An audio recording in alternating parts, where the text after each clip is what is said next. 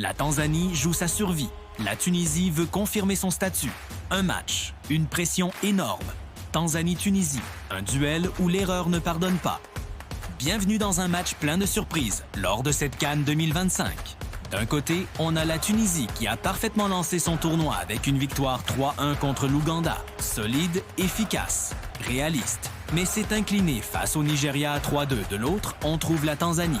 Elle s'est battue, mais s'est aussi inclinée 2-1 face au Nigeria. Une défaite frustrante, mais pleine d'enseignements. Elle égalise 1-1 face à l'Ouganda. Résultat, la Tunisie peut quasiment sécuriser sa qualification. La Tanzanie n'a déjà plus le droit à l'erreur. Quand on parle d'histoire à la CAN, l'écart est net. La Tunisie, c'est 22 participations à la Coupe d'Afrique des Nations. Un titre continental, en 2004, remporté à domicile. Mais surtout, une statistique impressionnante, présente à toutes les CAN depuis 1994. Les Aigles de Carthage savent gérer les matchs serrés, les contextes hostiles et la pression des grands rendez-vous. En face, la Tanzanie écrit encore son histoire.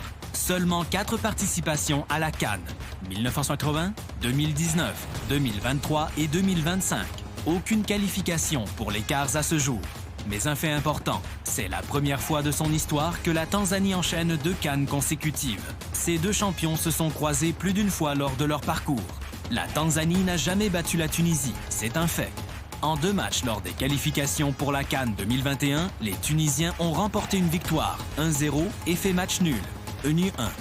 Les Taifa Stars n'ont pas gagné, mais elles ont montré qu'elles pouvaient rivaliser avec les Aigles de Carthage. Sur le banc, 2 visions s'opposent. Côté Tunisie, Sami Trabelsi, un sélectionneur qui prône la rigueur, l'équilibre et le contrôle des temps forts. Son objectif est clair, remettre la Tunisie dans le rôle d'une nation fiable. Côté Tanzanie, Miguel Angel Gamondi. Arrivé récemment, dans un contexte de transition. Son défi, structurer un groupe, rassurer défensivement et créer une identité compétitive rapidement. La Tunisie va chercher à prendre le contrôle. Bloc compact, possession maîtrisée, accélération ciblée. Elle sait frapper tôt et gérer ensuite. La Tanzanie, elle, va chercher à résister. Bloc bas, discipline maximale et transition rapide dès la récupération. Attention aux 20 premières minutes du match. Si la Tanzanie tient, le match peut devenir nerveux. Si la Tunisie marque tôt, elle peut dérouler. Parmi les Aigles de Carthage, plusieurs joueurs sont sur le terrain pour faire la différence. Elis Skiri est le métronome du milieu, capable d'équilibrer l'équipe et de se projeter au bon moment. Elias Achouri arrive en pleine confiance après son doublé au premier match et peut faire la différence sur un appel ou une frappe. Ferjani Sassi apporte son expérience des grands tournois, capable de calmer le jeu ou d'accélérer quand il le faut. Du côté de la Tanzanie, on retrouve Simon Msuva est l'ailier le plus dangereux, capable de provoquer et de peser sur les transitions rapides.